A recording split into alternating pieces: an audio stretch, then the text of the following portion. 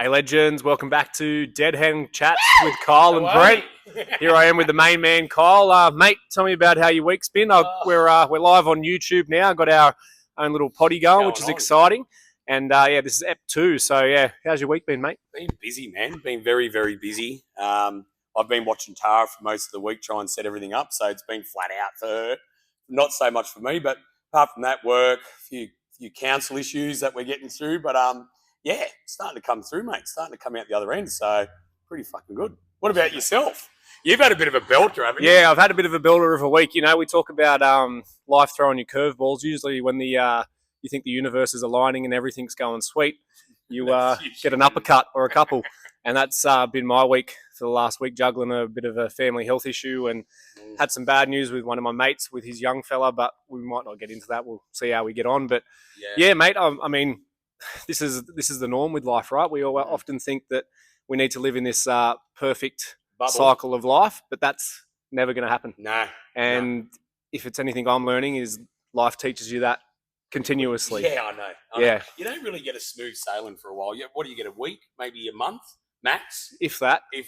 And then something always pops up or rears its head.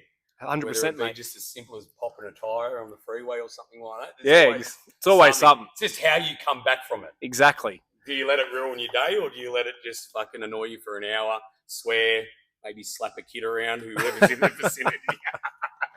You know what I mean? And then move forward to it. That's it, mate. So that might segue us into the next question, mate. Tell us a little bit about how you juggle the whole work, family, life balance, running a business, 3 kids.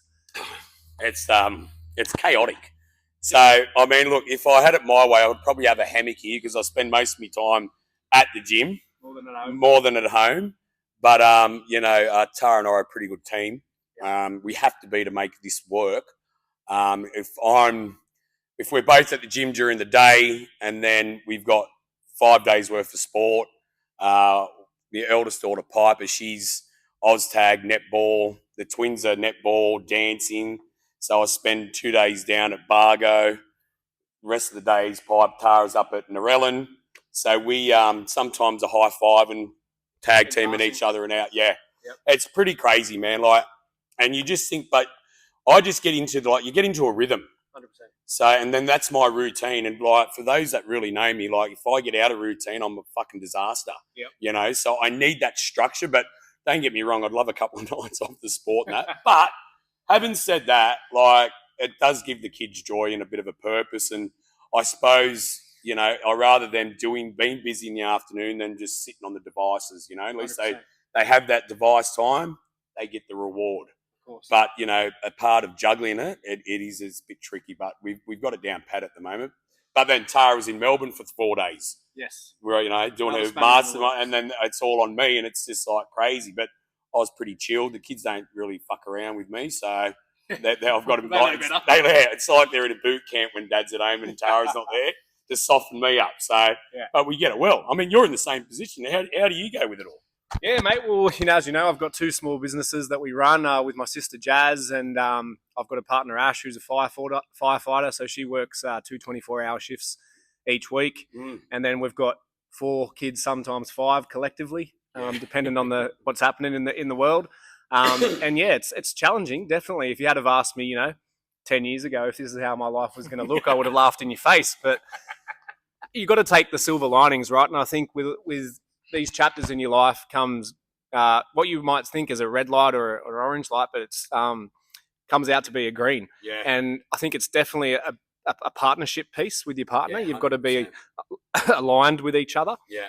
Without that, it all falls apart. Absolutely. And then, as I said, we've had a family health issue been thrown into the mix, which has separated Ash and I a little bit more, which is, again, quite stressful. But, I see things like, she needs to be where she needs to be, and I need to be here for the family. Yeah, you're picking up the pieces. Yeah. So that other 50% that Ash would normally be covering, you're just, while she's doing her thing, trying to, visit her dad and whatnot, you've just got to pick up the pieces down in here for a couple of days. And look, it's hard on a day-to-day basis. You want to be a happy dad, happy stepdad, but sometimes that doesn't go that way. And I often reflect it when all the kids are in bed thinking, oh, shit, I shouldn't have yelled at them, or why am I such a cranky prick? Yeah. But I think kids also need to learn that we have emotions too. Yes. And we're allowed to feel things as well. 100%. And because sometimes they don't. No. Sometimes they just grind my fucking buttons too. Let's be honest. Yeah. You know, and then same thing as what you were about to say. Like you lay in bed and I think, oh man, maybe I should have just had like that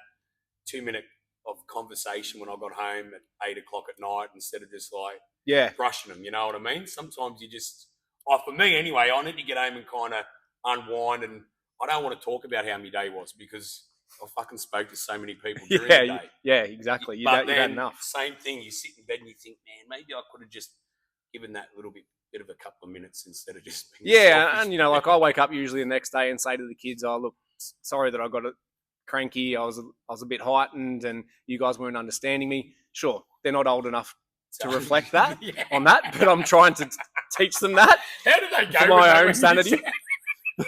Still my fault somehow, but yeah, mate. The whole juggling the kids, and it's challenging, definitely. But I see it as a good thing. Like you think of all the things that we've been through in our lives, and we all have tragedies, traumas, and all those sort of things. And you think surely the universe has given me enough shit now to be resilient through life, but yet another thing comes up, and I think that's a continuation throughout your life. Yeah, it's never going to change. No, it just keeps happening. And you know, we're all the same. Like we were saying in our last step, everyone's got their own journey, and you know, you can either wake up and be the victim to that, or you can look at it as a positive thing and challenge that and think, well, fuck you, I'll take you on, and I'm going to show you that we can get through 100%, this. try and find the solution. And like I said, I think the most important thing about that is being aligned with your partner, because you've got to do that together. Yeah. And don't be a hero and try and do it all yourself, which I'm sometimes guilty of. I'm like, no, babe, I've got it covered. Yeah, I'll do it all. all. Take too much on. And then you're sitting rocking in the chair of a night time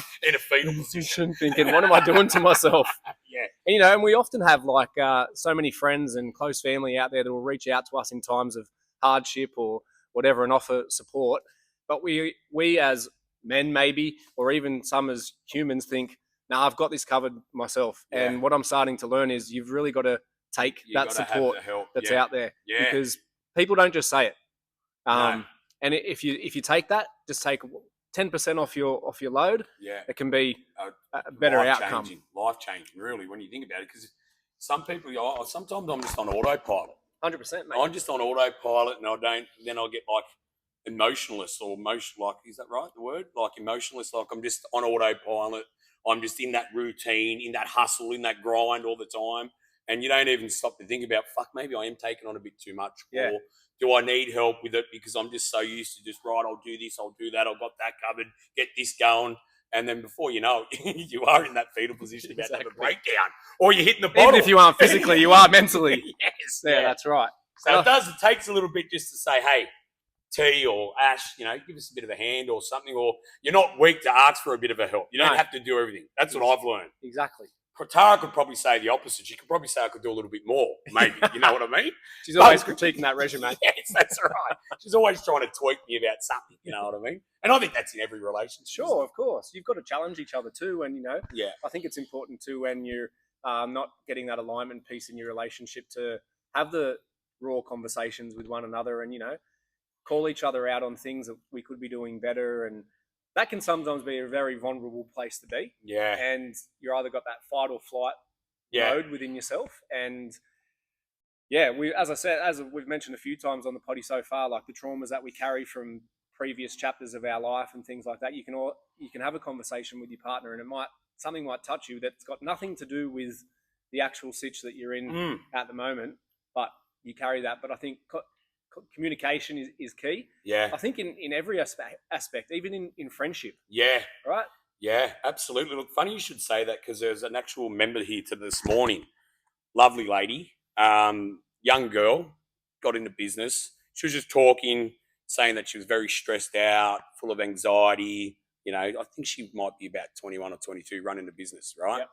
And I'm like, oh, I get it. Like, just let Jesus take the wheel. And she laughed. She's like, what do you mean? I'm like, okay, can you stressing over what you're stressing over, can you fix it?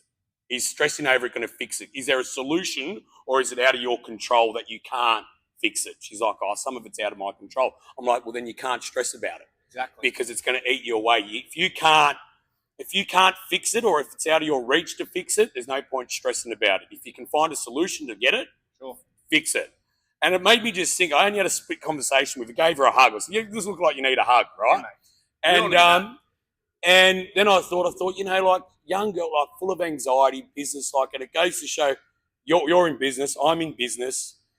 People have this, assumption that you're kicking ass when you've got a business. Little do they know what goes on behind closed doors, the sleepless nights, the endless phone calls, and like I thought, like this young girl dove in, having a crack at life, but it's not always what it's cracked up to be, and the stress, and it does make you resilient having a business. 100%. Like you have to be strong.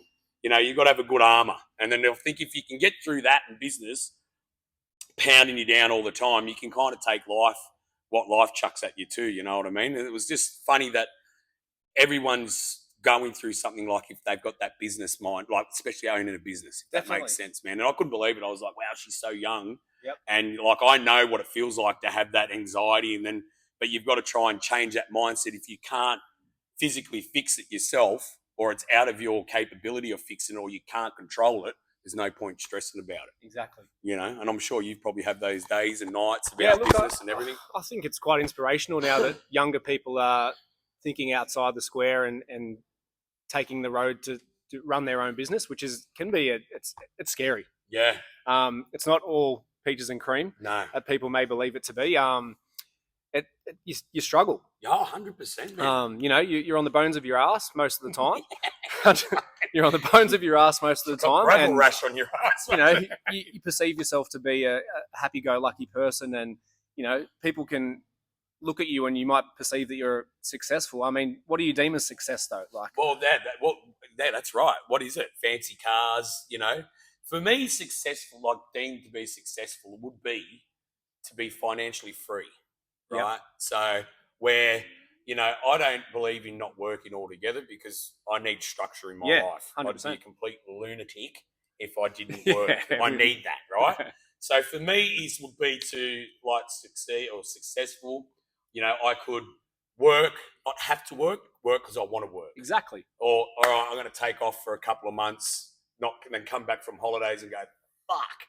How am I going to fix all this because I've been gone for 2 months? You know what I mean? I don't need millions. I don't need billions. I don't need $300,000 cars. I don't need all that shit. Yeah. I just need to have, for me to be successful, be like, right, let's take the family out. Let's boot off. Yeah. Let's go without hurting the pocket. All right, let's work hard. Let's take a bit of time off. That's successful to me. Yeah. I mean, for me, success I look at is success isn't defined within my businesses. Yeah. I do what I love and I call it work. Mm-hmm. It comes with its challenges, definitely. There's been hard roads, and there still always will be. Yeah. But for me, success is having a secure family network that I can provide for my family as a collective with my partner. Have not everything the kids want because they are always asking for something, but have for them to have a happy life, have flexibility so I can go and see their things at school and, be inclusive in their life. So that virtually that financial freedom kind of thing. Exactly. Yeah. But I'm not chasing $1 million properties and I mean, eventually, hopefully that will come. That we've put the arse work in, and I think I've given up on that dream. Same, man. I look at you. I'm getting a bit old. I'm thinking, fucking time's ticking. But you know what? Like, it doesn't matter. At the end of the day, is exactly what you said and what I said. As long as you can be there without being in a 9-to-5 job where you're slogging, modern day slavery, I call it. Do you know what I mean? Like, we're tied to Uncle Sam, the ATO, like all that shit. If you can just live comfortable and have that time to go and see your kids' sports or go on a family holiday, really, that's all you need. And something that's really uber important for me in my day-to-day life and journey around work and family and all that sort of thing is, where's your happy place? Sometimes I think you've got to be selfish to get away from the exterior world, and just, for me, it's coming to the gym and punching it out. I know that's not for everybody, definitely not, but I think sometimes you need to be selfish in that, because 100. Life can get so in your head and it can take you to the darkest places. And I think, there's things out there that people turn to, whether that be drugs and alcohol, which can be dangerous. That's a slippery slope. Can be fun, but it all can be very dangerous. But like we talked in the last podcast, Yeah. it's about who you're surrounding yourself with. That's right. You know, like, is it about the journey or is it about the destination? And at the end of the day, it's about the company that you travel it with. Yeah. And I think being a little bit selfish, that 1 hour a day of coming to the gym for me personally it's my happy place. Whether I'm feeling like shit or happy-go-lucky and pumped about the day, Yeah. this is always You leave it on the gym floor. You love come it. in, shit mood. Hammer myself. You leave it there. You go back a better person. Exactly. Mine used to be on my Harley. I used to be quite selfish. I used to gym and the Harley. I get on the bike. Living the dream. You know, kids just go on. Well, I was until I had to sell it to this place. So That'll fall apart. Now this is my happy place even more. But that was my time where I could just piss off for an hour or so, go to do a couple of pub hops, come back, and it'll clear my brain. Yeah. You know, for me, just been on the freeway riding, just no music, just like hitting bugs with your head. You know what I mean? It was just then come back, see the kids. I was like a different person. And it's those people that you associate yourself with to whatever that place may be. Like for me here, it's a fantastic community. Yeah. You know, I've been here since nearly a year now, and it's like a family. You know, like I love meeting new members that come in, and if they want to be helped out with anything, not that I'm the best at some of the movements. You know what's going on. But yeah, like I think that there's a real, for me personally, this is like a family to me, and I come here and I can, you know, we were talking about it last time. Like you get the vibe off me if I'm coming, I'm not as chatty, and you're like, "What's up, man? What's going on?" Yeah, and I think a lot of people know that with those like certain people. You know, that's the thing when you train with people. Like I used to train with all like my very close mates. I trained with for like 5 years plus. Like when you train with someone, you stay together. When you train together, you stay together. That's right. Right now sometimes I don't train with them now, but I know those guys inside and out because when you do train, breaks that barrier down because you just got respect for that bloke that just done that same workout with you. You think, fuck, he was in the Hurt Locker with me. Yeah. So then after that workout, there's none of that exterior where you're like carrying on. You're just talking normal. You're just fucking boom, boom. The happy endorphins are on. Of course. You connect because there's no barrier up because we just broke it down. And you need those people. And again, it might not be in a gym setting, but it's like on those days that you're feeling a little bit low and life's getting the better of you. It just takes that one person or even a group of people to uplift you. And that might be, you know, you're sitting on a echo bike and you just going with it. But you have a mate next to you to go, fucking send it. Send it, and it'll make you feel better. Yeah. And you might die for that minute and a half. But then once you get off, you've got all the demons out. Yeah, they're blowing the lungs out. Yeah. You know, if you feel fresh, 100%. reborn. And that's what I mean. It is a necessity for me to train, and I know it is for yourself. A lot of guys and girls, they don't have the time, they say. Yeah. But, you know, you can always make time for something that makes you feel great. Of course. You know, like you don't need tablets, you don't need pills. Like, what do you need for a good health? Good food, hydration, sleep, and exercise. You can start by doing that stuff. You're living a fucking pretty good life. 100%. Change anyway, you know what I mean? Yeah. And I think that comes down to, again, the people that you surround yourself, your relationships that you're in.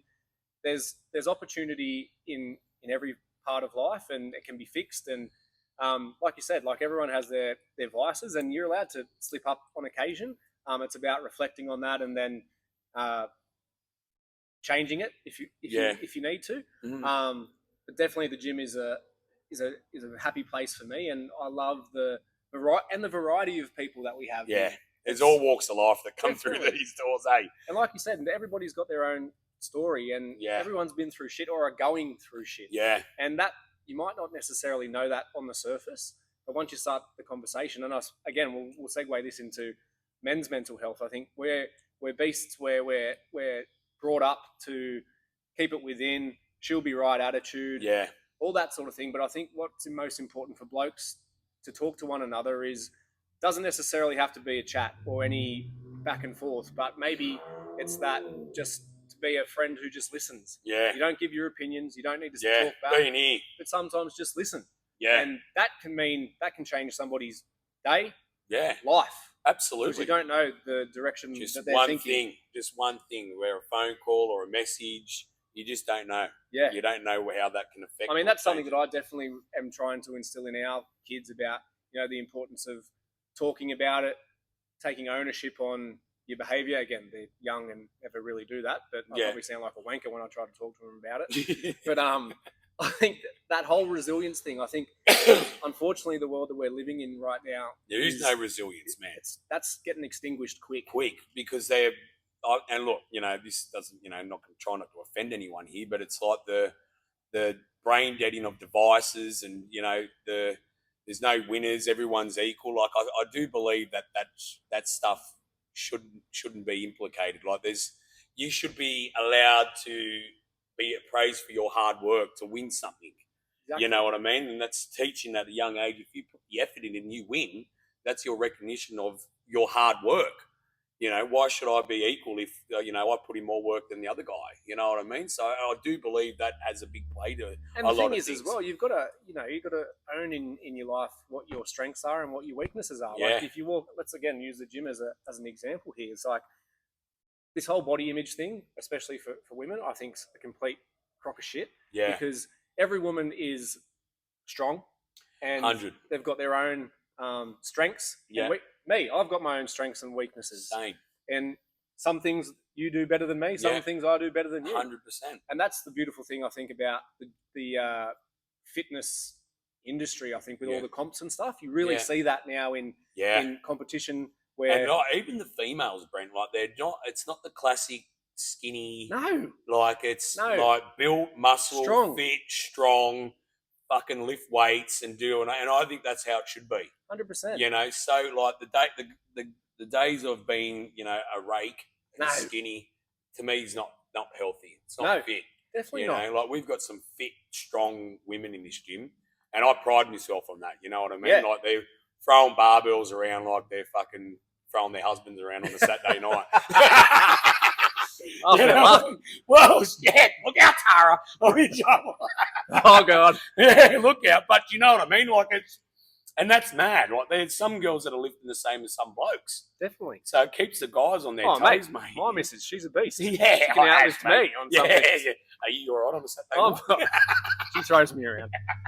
But that's good, mate. Like that's. Can we edit that out, Tara? Yeah. No, keep it in. You'll be right, Brent. But that's what we promote in this gym. Like some people, we do get some members, or not members, but people that are coming in. They're like, if they ask the question, is like more like here you're going to build muscle, you're going to build your motor, and you're going to become fit. Yeah. So if you're thinking that you're going to be a bikini model in here, it really ain't going to be like that, because you are going to get thick and you are going to get strong. Yeah. And like I rate that. Like that's what I promote. That's what our gym's about. Same. Fit, strong-minded females and males. Love that. Yeah.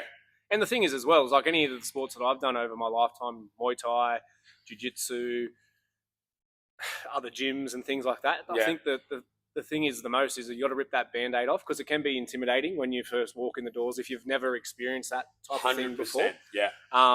And yeah, you might think, oh shit, look at these animals just ripping in. But we all started somewhere. 100%, mate. And like, even if they get past me at the first door that they get great, I agree. That's a win. That's a win, because a lot of people don't know how to take it. But then once they get past that, and then they get into the class and they have fun and they see the culture that we're about, you see them turn up the next day, sore as, and I think to myself, oh, we got a goer. You know what I mean? I didn't make it on the weekend, but I think a good thing too is when you hold these social events, it's like you might see somebody in the gym, you might just have a bit of small talk with them occasionally, but it isn't until you provide a social atmosphere where you can sit down with someone across the table having a drink or whatever, and then you start the talk, and then you realise that you actually do align with each other, and you're very similar, and you've got some issues that might be the same. 100%. Sometimes you just need that different setting, not in the gym. Exactly. You know what I mean? And then that's when people start, like, they're different people. Put their guard down. Yeah. So they've had a couple of drinks or what have you, and then everyone's starting to flow, and then you go, oh, that's why we click in the gym. You got to know someone a bit more, Exactly, mate. And I think, it's definitely a healthy place. And I love it. But going back to, I think everybody needs that, be a little bit selfish sometimes for themselves, because life is cruel. A battlefield, man. It's cruel. When the artillery stops, you think, yay, I'm out of it. And then you get hit with and then a rocket launcher comes at you. And again, like I said before, I don't think that's it's something that will never stop. Yeah. Because I believe life throws you challenges for a reason. Well, they're there to test you. It's there for your test. So it's like, hey, if you learn from it or you don't learn from it, you're going to get that same you test learn from again. it and overcome it, or you let it defeat you. Yeah. And I mean, everybody has their own approaches to things, but being defeated in this life is too precious to be defeated. Yeah. So for your families, for your loved ones, for your kids, for whatever it may be, Yeah. Life is too precious, and we only get one crack at this. 100%. You know, when you're younger, like you just used to think you're invincible, eh? Yeah. Now that I'm starting to knock I look on back 40, at my younger self and think, you fuckwit. Yeah. I'm not going to knock on 40 next year, and I'm thinking, I'm not far behind you. Man, I treated my body like an amusement park. Like I'm open. Don't give me a full body scan. I'm hoping I've got another 20 years to see my kids grow up. But back like my mentality 20 years ago wasn't even thinking about tomorrow. Yeah. Do you know what I mean? So it's like, I remember my pa used to say to me, you'll get old one day, or you'll grow older and you'll get wiser. And I never understood what he meant by that, because I was always like that young, dumb, fuck off idiot, like whatever, you know. Now I'm starting to see, as I've started to slow up in my time with kids, and I'm thinking, I think I finally understood what he meant by that, you know. Like, you kind of want to be around, because like my dad's now is knocking on 70 and my mum and that, and it's like gone like that, man.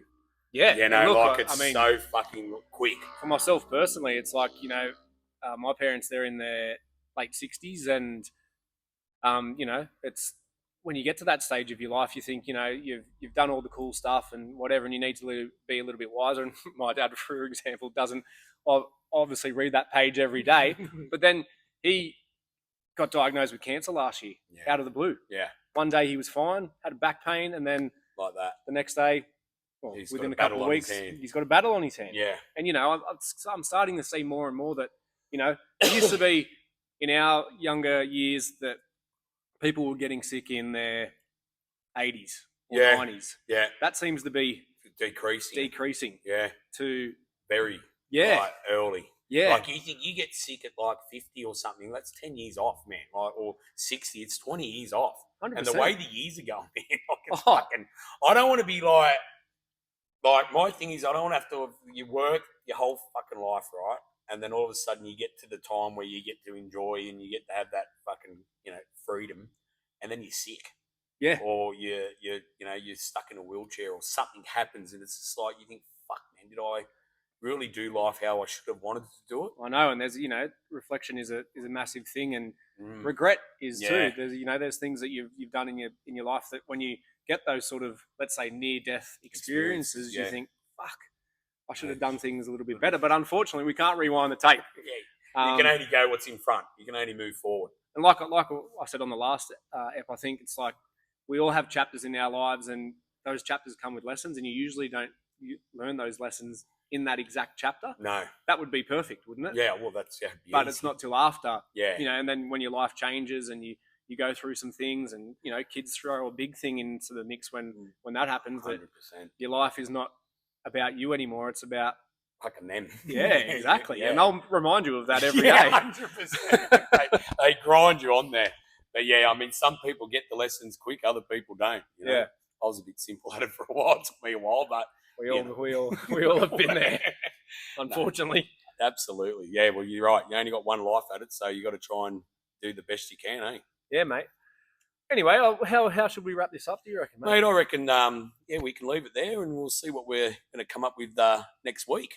Yep. See where we're going to come in. We might be getting a couple of people on soon. I think Brent's got a couple of... Yeah, you don't want to hear us talk shit all the time. Yeah. So we're going to probably start getting some guests in the following few episodes. So that'll be interesting. We're going to have males, females of all walks of life, and we're going to get down to the nitty-gritty of life's issues, positives, negatives, and everything in between. You might even see some tears from me if it gets that deep. So I'm looking forward to that, because I don't mind a cry. Yeah, absolutely. But Kyle will probably just laugh at me. So. And it won't mean anything malice behind it. It'll be a nervous laugh. Watch the comments come through. I'll have a box of tissues for you, big fella. Different type of tissues this time.